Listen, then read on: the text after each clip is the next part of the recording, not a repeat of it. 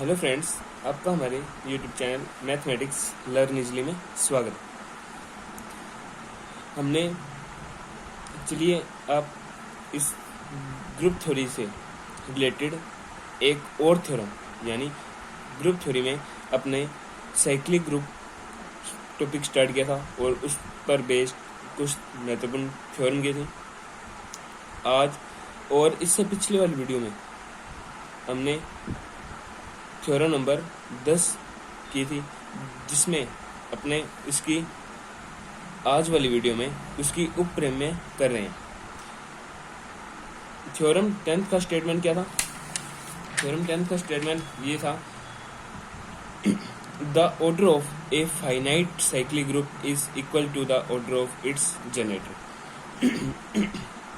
मतलब एक परिमित चक्रीय ग्रुप की कोटि, मतलब एक कोई ग्रुप है वो परिमित है, यानी जी एक परिमित ग्रुप है और उसकी कोटि उसके जनक की कोटि के बराबर होती थी। अपने ने ये चीज प्रूव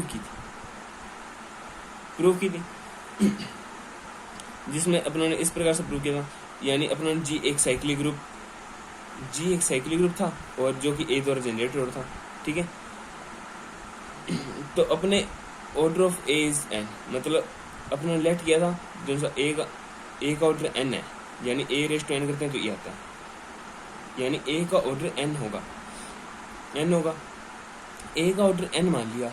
अब अपने ये ए है वो क्या है, जो सा ये एलिमेंट ए है ना, ये जी का जनरेटर है यानी जनक है।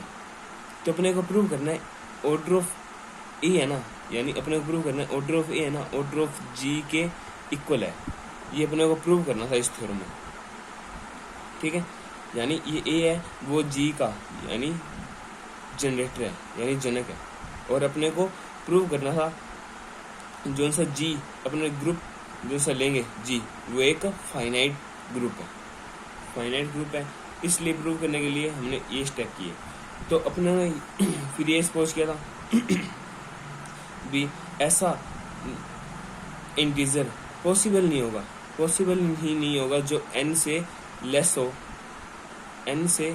हो और a raise to r equals to e आई, यानी जो एक पॉजिटिव इंटीजर r का अस्तित्व ही नहीं होगा, यानी एग्जिस्ट ही नहीं करेगा, जिसके लिए a raise to r equals to e आई।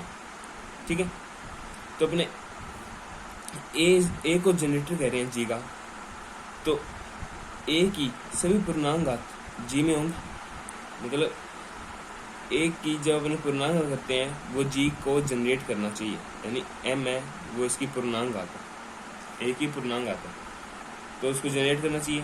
तो अपने एक सबसेट h इस तरह लिया था भी a रेस टू r उसमें उपलब्ध है, a रेस टू r यानी h अपने एक सबसेट लिया था, सबसेट जिसमें यानी g के एलिमेंट ही इस h के एलिमेंट होंगे, मतलब जी एच के एलिमेंट है ना वो सभी जी के ही एलिमेंट है, यानी जी के एलिमेंट क्या है, ए की पूर्णांक के रूप में लिखे हुए हैं। ठीक है, और एच के जो एलिमेंट है वो भी ए की पूर्णांक के रूप में ही है, और आर यहाँ पर क्या है, आर एन से कम नहीं होगा, कम है तो अपने इस प्रकार डिफाइन कर सकते हैं। इस कंडीशन को देखते हुए अपने ये डिफाइन कर सकते हैं, यानी आर जीरो के इक्वल है, जीरो से लेके n से कम है तो n-1, ये टोटल n एलिमेंट है, यानी h के सभी एलिमेंट है ना वो सभी g के एलिमेंट है, यानी h सब ग्रुप g, ये सब ग्रुप की प्रॉपर्टी सेटिस्फाई हो रही है। तो अपनों ने a raise to m equals to g लिया, तो इसके लिए m और n दो ऐसे इंटीजर लेंगे जिसके लिए अपने डिवीजन एल्गोरिथम लगाएंगे। डिवीजन एल्गोरिथम क्या कहती है, m बराबर n³ प्लस r। ठीक है, जहाँ पर r है इन दोनों के बीच में रहेगा। ठीक है, अपने दोनों a रेस यानी a की पावर में कर सकते हैं, इन दोनों को a की पावर में कर दिया, देखो a की पावर में कर दिया दोनों को, और इसको अपने इस प्रकार से लिख सकते हैं, और यहाँ से a की पावर m बराबर आ जाएगी a की पावर r के, और a की पावर r किसका एलिमेंट है, h का एलिमेंट है, यानी a रेस टू m भी किसका एलिमेंट होगा, h का। अपने a रेस टू m लेकर g का एलिमेंट लेके चले थे, जी का एलिमेंट वो अपने एच में प्रूव कर दिया, तो यहाँ से क्या हो गया, एच जी का सबसेट है। यानी इसका विपरीत प्रूव अपने यहाँ पे कर दिया। यानी अब स्टेटमेंट फर्स्ट और सेकंड से अपनों ये प्रूव कर दिया था ऑर्डर ऑफ, यानी एच है ना, एच है वो जी है वो एच के इक्वल है। यानी एच फाइनाइट ग्रुप है तो जी भी एक फाइनाइट ग्रुप है। एच अपने फाइनाइट ग्रुप लिया था, यानी एच के एलिमेंट को अपने काउंट कर सकते हैं, और एच किसके इक्वल आ गया, जी के।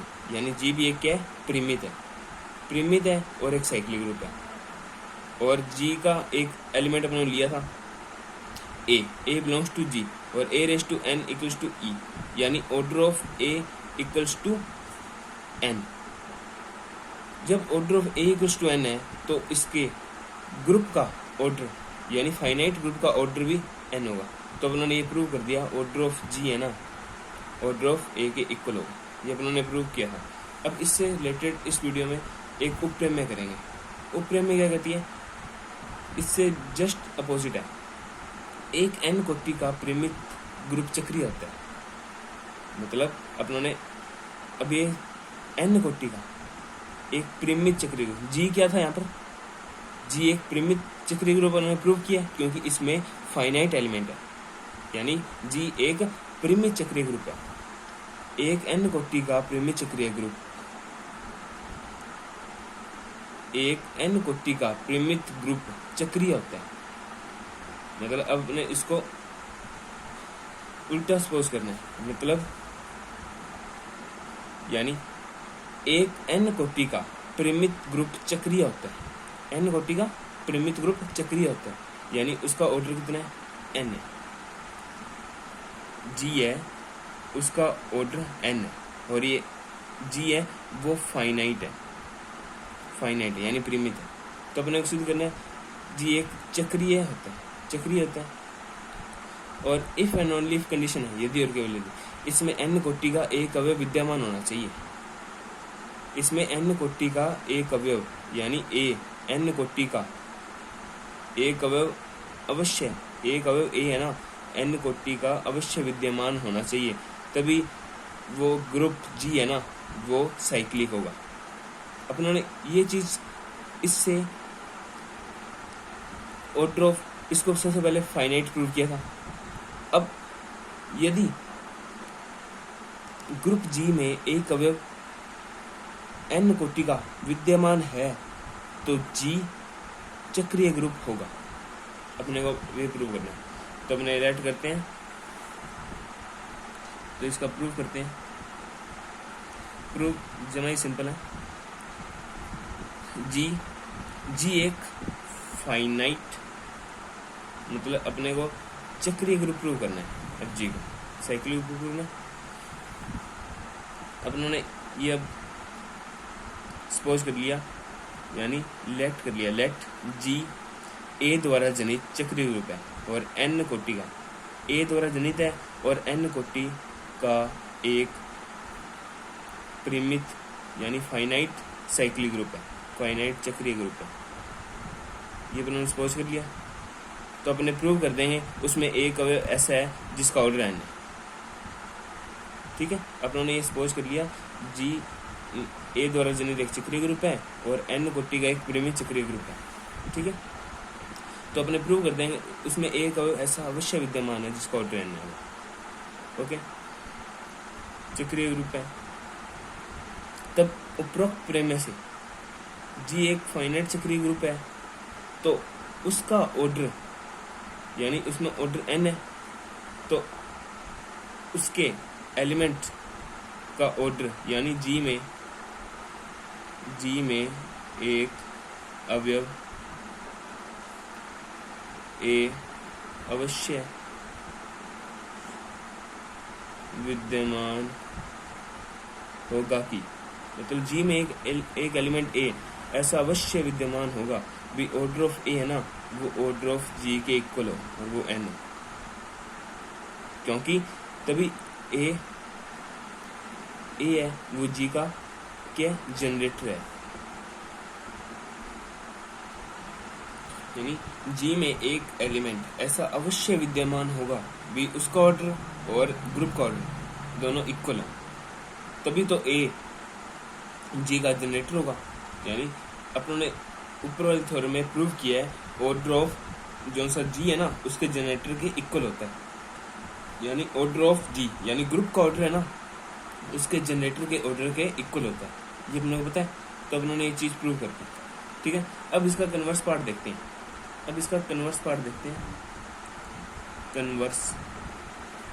कन्वर्स पार्ट में क्या है? कन्वर्स पार्ट सिंपल है। कन्वर्स पार्ट में अपने ये प्रूव करेंगे। अपनों ने अब क्या प्रूव किया? स्टेटमेंट पढ़ो। एक एन कोटि का परिमित ग्रुप चक्रीय होता है, मतलब एक एन कोटि का कौन सा ग्रुप है वो चक्रीय होगा। चक्रीय कब होगा?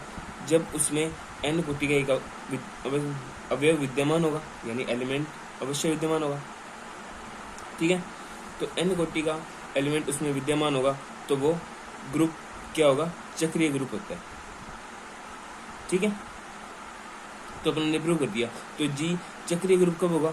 जब उसमें एक एलिमेंट एन कोटि का अवश्य विद्यमान होगा, ये अपन ने प्रूव कर दिया। अब इससे उल्टा सपोज लेके चलना है। अब अपने को सपोज करना है जी एन कोटि का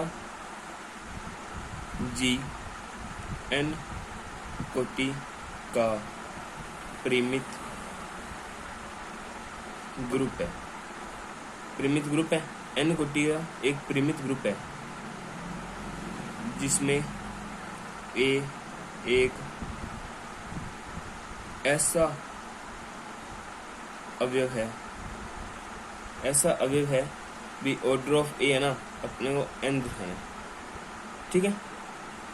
ऑर्डर ऑफ ए है ना वो एन होगा। जी एन कोटि का एक परिमित ग्रुप है, ठीक है। जी एन कोटि का एक परिमित ग्रुप है जिसमें ए एक ऐसा अवयव विद्यमान होगा order of A equals to N. अब अपने को ये चीज लेकर चलनी है और प्रूव क्या करना है? अपने को प्रूव करना है जी है ना वो ए द्वारा जनित चक्रीय ग्रुप है। अपने सबसे पहले अब अपने चक्रीय ग्रुप लेके चले थे और अपने ने प्रूव कर दिया था भी उसमें एक ऐसा अवश्य विद्यमान है जिसका ऑर्डर एन है। अब अपने order of A equals to N लेके चलेंगे और प्रूव कर देंगे जी ना वो एन द्वारा जनित जी है वो ए द्वारा जनित चक्रीय ग्रुप है, ठीक है। तो अपने एच एक ऐसा सबसेट लेके चलते हैं जो ए द्वारा जनित है। यदि ए द्वारा जनित है वो और ए किसका एलिमेंट है? ए जी का एलिमेंट है तो एच होगा वो जी का सबसेट होगा। उपरोक्त प्रमेय से एच है वो जी का सबसेट होगा। मतलब ए में जो सा ए है वो जी का जनरेटर है, तो यदि ए एच का भी जनरेटर है तो अब इससे अपने क्या पता चलता है? एच सभी अवयव है ना वो जी के ही एलिमेंट है, यानी एच सबसेट है जी का, ठीक है। एच सबसेट है जी का तो order of A equals to N होगा, यानी ए इसका जनरेटर है एच का, तो order of A equals to N है। Order of A equals to N है, अपने ए लेके चलेंगे, ये अपने को दिया हुआ है, अपने ले लिया। अब ए है, ए जनरेटर है किसका? एच का, तो ऑब्वियसली बात है बी ऑर्डर ऑफ एच बी एन होगा। ऑर्डर ऑफ एच एन है, ठीक है, यानी ऑर्डर ऑफ एच है वो एन है और एच किस में बिलोंग करे? जी में से, यानी ऑर्डर ऑफ एच है वो ऑर्डर ऑफ जी के इक्वल हो जाएगा। यानी ऑर्डर ऑफ एच है वो ऑर्डर ऑफ जी के इक्वल हो जाएगा। मतलब एच के सभी एलिमेंट जी के एलिमेंट होंगे और जी के सभी एलिमेंट एच के एलिमेंट होंगे। यानी एच एक ऐसा ग्रुप है, ऐसा सब ग्रुप है जी का जिसमें जी के सभी एलिमेंट हैं। तो उन्होंने यानी order of A equals to N था और ए एच का क्या जनरेटर है, तो ऑर्डर ऑफ एच भी एन होगा, ये अपने को होता है। तो ऑर्डर ऑफ एच एन है तो ऑर्डर ऑफ एच किसके इक्वल हो गया? ऑर्डर ऑफ जी के, क्योंकि जी एन कोटि का परिमित ग्रुप है, अपने लेके चला, यानी ऑर्डर ऑफ जी है ना वो एन है और ऑर्डर ऑफ एच भी एन है, तो दोनों आपस में क्या होंगे, इक्वल होंगे, दोनों आपस में इक्वल होंगे, यानी एच बराबर जी दोनों ए से जनरेटेड है, एच भी ए से जनरेट है और जी भी ए से जनरेट है, क्योंकि दोनों आपस में इक्वल है। ठीक है, तो अपन यहाँ से पता चल गया जी है ना वो ए द्वारा जनित चक्रीय ग्रुप है, चक्रीय ग्रुप है। ठीक है, ए द्वारा जनित चक्रीय ग्रुप है, क्योंकि अपने एच को ऑर्डर एन प्रूव कर दिया और जी एन कोटि का प्रेमिक चक्रीय ग्रुप है, प्रेमिक चक्रीय ग्रुप है, एन कोटि का, यानी ये भी एन कोटि का, ये भी एन कोटि का। एच ए द्वारा जनित है तो दोनों आपस में इक्वल है, तो जी भी ए द्वारा जनित होगा, तो हमने प्रूव कर दिया जी भी ए द्वारा जनित चक्रीय ग्रुप होगा। Thanks for watching this video.